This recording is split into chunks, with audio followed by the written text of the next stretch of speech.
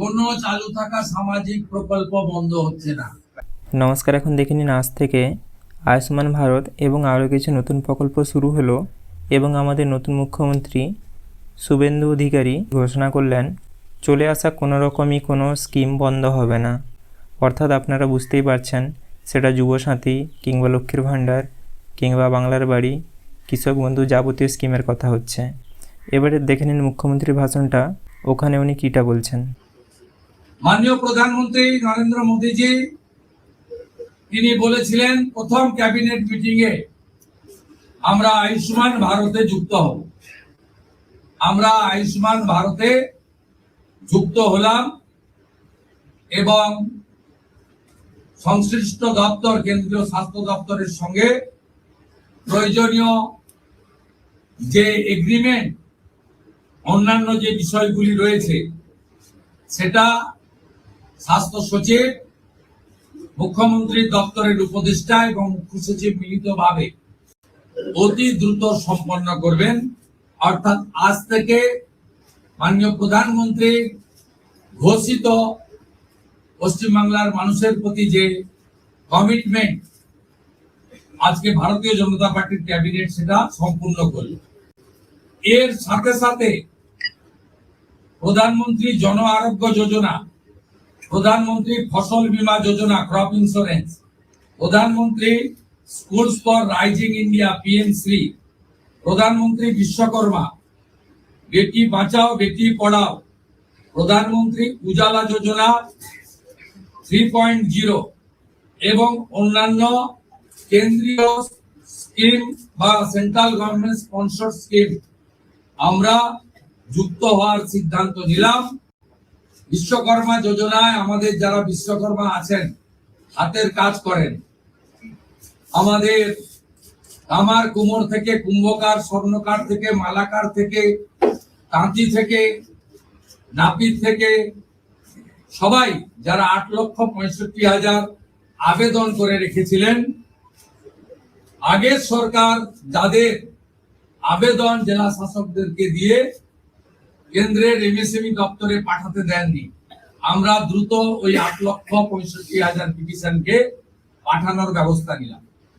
আপনারা জানেন পশ্চিমবঙ্গে 11 কোটি মা বোন দিদি উজালা 1-2 বেনিফিটেড হচ্ছেন ভারতবর্ষে। পশ্চিমবঙ্গে 11 কোটির মধ্যে 1,29,00,000 পান, সবচেয়ে হাইয়েস্ট। 400 টাকা কম মূল্যে তারা গ্যাস ক্রয় করেন।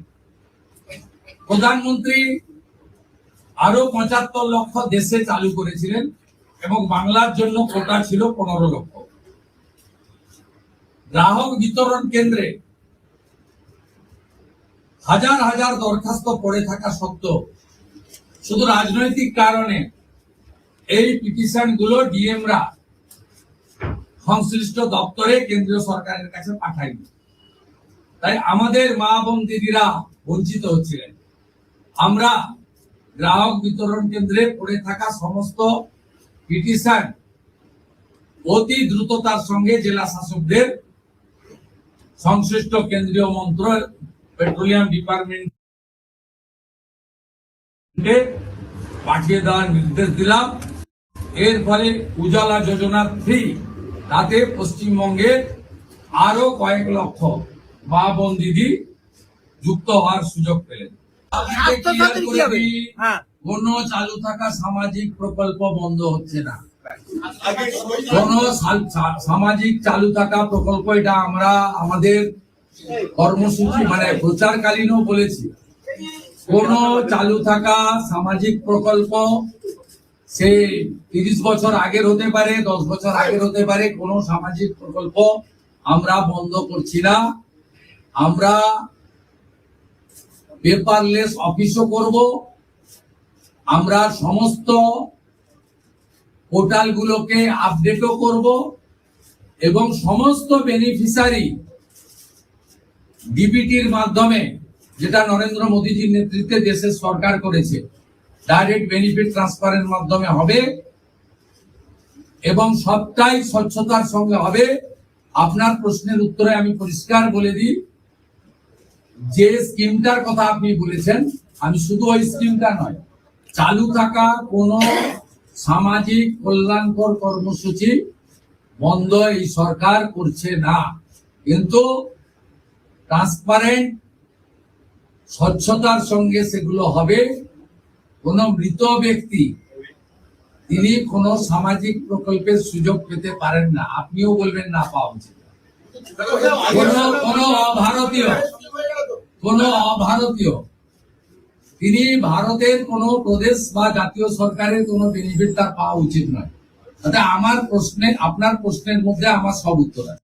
তাহলে আপনারা দেখতেই পেলেন, মুখ্যমন্ত্রীর ঘোষণা অনুযায়ী সকল প্রকল্প চালু থাকবে এবং আয়ুষ্মান ভারত প্রকল্পটা নতুনভাবে আমাদের পশ্চিমবঙ্গে চালু হচ্ছে এবং আরও কিছু কিছু প্রকল্প যেগুলো মুখ্যমন্ত্রী বললেন সেগুলো চালু হচ্ছে এবং উজ্জ্বলা যোজনা 3.0 সেটাও চালু হচ্ছে এবং মুখ্যমন্ত্রী এটাও বলেছেন, দেখেছেন যে সকল প্রকল্প যেগুলো আগে চলছিল সেটা সিপিএমের আমলে হোক কিংবা তৃণমূলের আমলে সকল প্রকল্পই চালু থাকবে। এবং আরও একটা জিনিস দেখলেন, মুখ্যমন্ত্রী বলেছেন সবাইকে ডিবিটি লিঙ্কটা করতে, অর্থাৎ যাতে আপনার আধার কার্ডের নম্বরে টাকা পাঠালে টাকাটা আপনার যে কোনো একটা ব্যাঙ্ক অ্যাকাউন্টে ঢুকে সেইটা করার জন্য, যাতে এখানে কোনো আপনাদের ব্যাঙ্ক অ্যাকাউন্ট না দিতে হয়, সরাসরি আপনাদের আধার কার্ডের মাধ্যমে টাকাটা চলে আসে, যেমনটা সকল কেন্দ্র সরকারি স্কিমগুলোতে হয়, সেটা স্কলারশিপ হোক কিংবা পিএম কিষাণ হোক। তো তাই আমি আপনাদের বলবো, আপনারা যে স্কিমটা পেতেন বা পাবেন পরবর্তীকালে গিয়ে, তো এখন বর্তমানে আপনারা ডিবিটি লিঙ্কটা করে রাখুন। এখন বর্তমানে ডিবিটি লিঙ্কটা খুবই গুরুত্বপূর্ণ। আমি ভিডিও ডেসক্রিপশানে এবং ভিডিওর শেষে এবং আই বাটনে একটা লিঙ্ক দিয়ে দিব, ওই লিঙ্কে ক্লিক করে আপনারা ভিডিওটা দেখে নিতে পারেন। ওটাতে আমি দেখিয়ে রেখেছি আপনারা কী করে ডিবিটি লিঙ্কটা করবেন। পুরো ভিডিওটা দেখার জন্য আপনাদের অনেক অনেক ধন্যবাদ। ভিডিওটা যদি আপনাদের একটুও ভালো লেগে থাকে তাহলে লাইক এবং সাবস্ক্রাইব করতে ভুলবেন না।